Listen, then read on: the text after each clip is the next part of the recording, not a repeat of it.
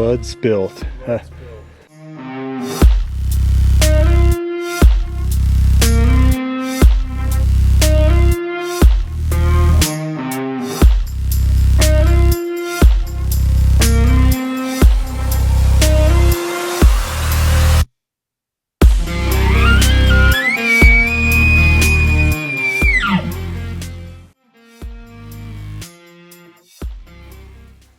Hey YouTube, what's up? Welcome back to the channel.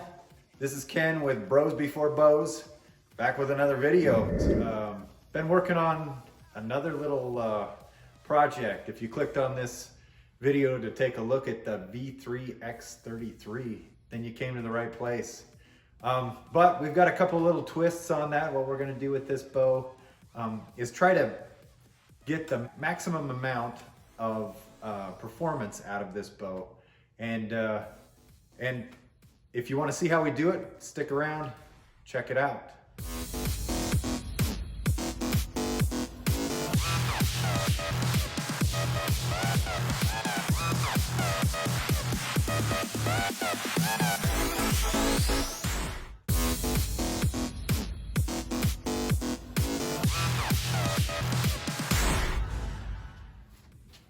All right.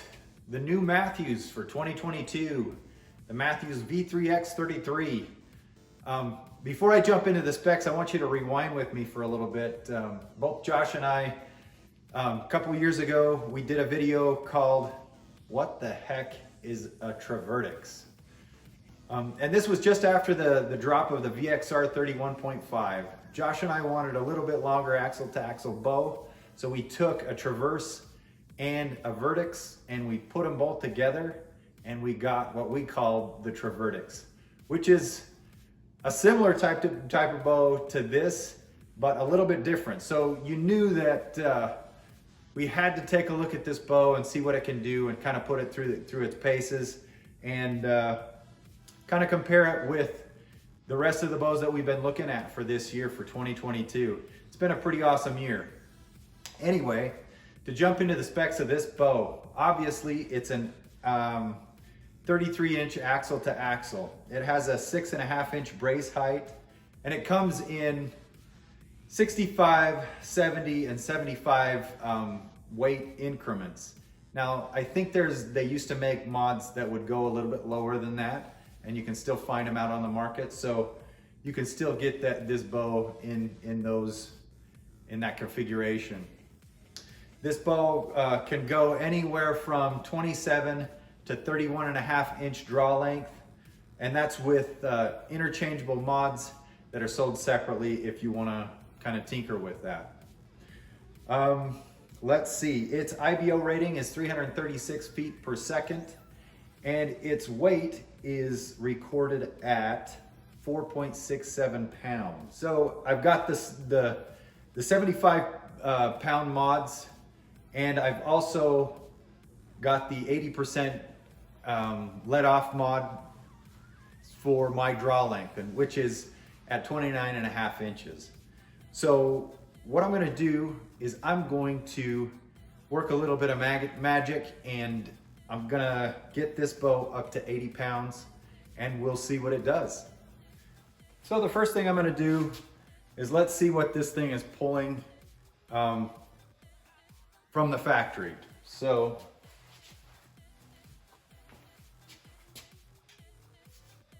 we'll just check and see. Like I said, I've got the 75 pound switch weight mods on it. Got the Last Chance archery scale, and let's see what we're doing.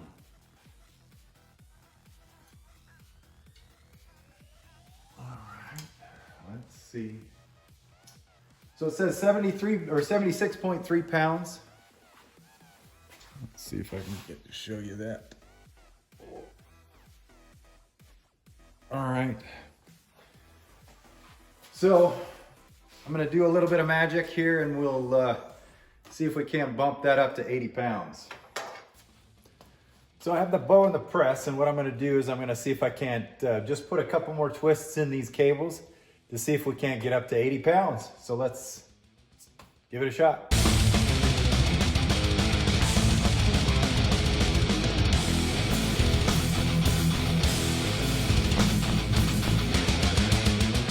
All right, so we just got it out of the vise. I put about 5 twists in each side and was just double checking to see and make sure that we're still timed. So let's pull it back on the last chance archery scale and see what we get. All right. So there it is. 80.1 pounds. All right. So now that we got it to 80.1 pounds, let's put it through the chrono and see what she does with a few different arrows at different weights.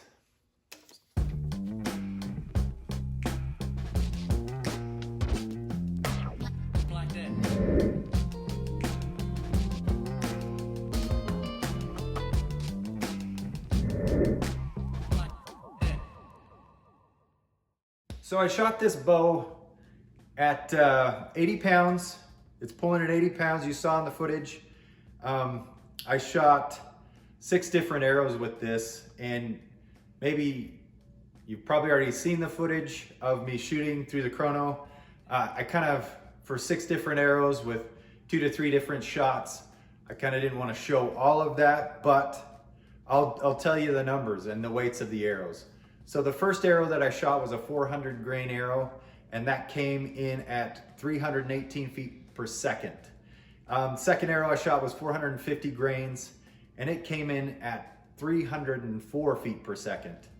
500 grain arrow came in at 292, and a 550 grain arrow came in at 284. And after that, we jumped up to the big boys. 600 grain arrow came in at 271 feet per second, and the 650 grain arrow came in at 265 feet per second. And so those are pretty impressive speeds for a bow at 33-inch axle to axle with a 6.5-inch brace height. Really super forgiving for those types of speeds, for those types of arrows.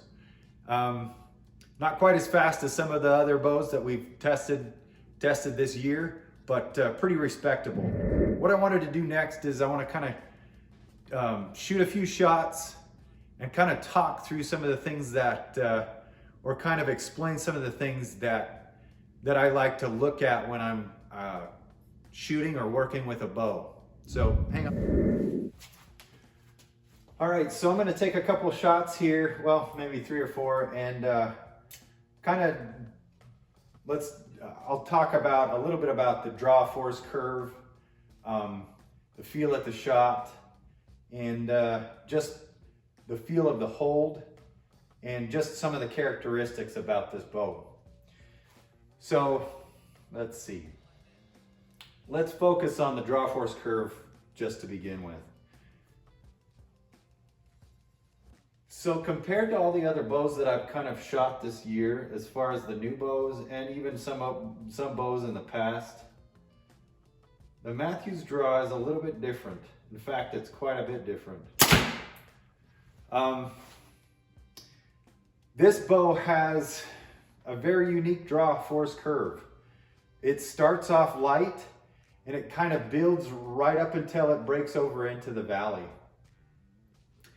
And I've noticed with this bow and that valley and the hold is quite a bit different than other bows. And what I mean by that is this is supposed to be 80% let off. I have other bows at 80 pounds that the let off feels significantly less than the 80% let off on this bow. So basically all I'm trying to say is that from bow to bow is that it feels like the holding weight is quite a bit, well, significantly heavier on this bow than the other bows that I've shot this year that say that they're 80% let off, if that makes any sense. Is that a good thing? It can be. It can also be a little bit more difficult to shoot that way. It's pretty much shooter preference. I myself actually prefer a heavier holding weight. Let's see. Let's shoot another shot. So I'm going to kind of focus on, let's take a look. So when I was just talking about the draw force curve being light at first, kind of eases into that build to the breakover. What I want to do now is I want to see how the controlled letdown is. Now remember, this bow is at 80 pounds.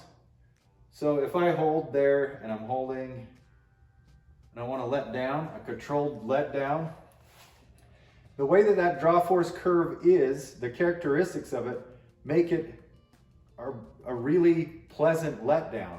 I don't know if that makes sense. So the draw might not be as pleasant as I've come accustomed to shooting different brands, but the letdown is far easier to control just due to the way that the draw force curve is. So if that's something that's important to you as far as being able to control a letdown, so that maybe if you're at full draw, the shot that you thought was going to present doesn't present, and you want to be able to control letdown and be nice and quiet and maybe get another chance at that animal, then in hunting situations, that might be something that you want to weigh when you go in and shoot this type of bow. Anyway, easy to let down, easy to control a letdown. Let's see. So I'm going to pay attention to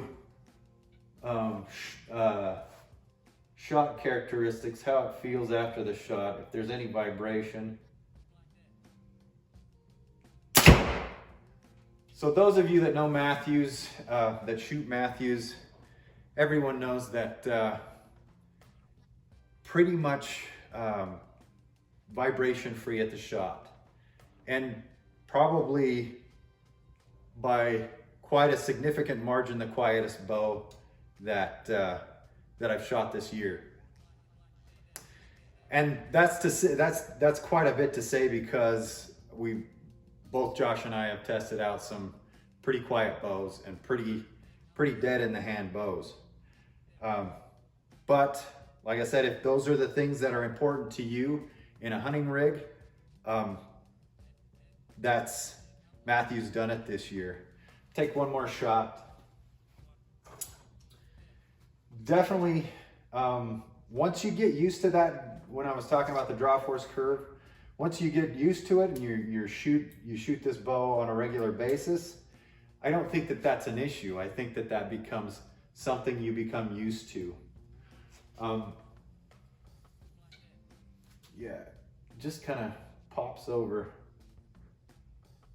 Like I said, that holding weight's a little bit heavier than most of the other bows that I've shot. All right, so to kind of wrap up this kind of short-term review of the Mathews V3X 33.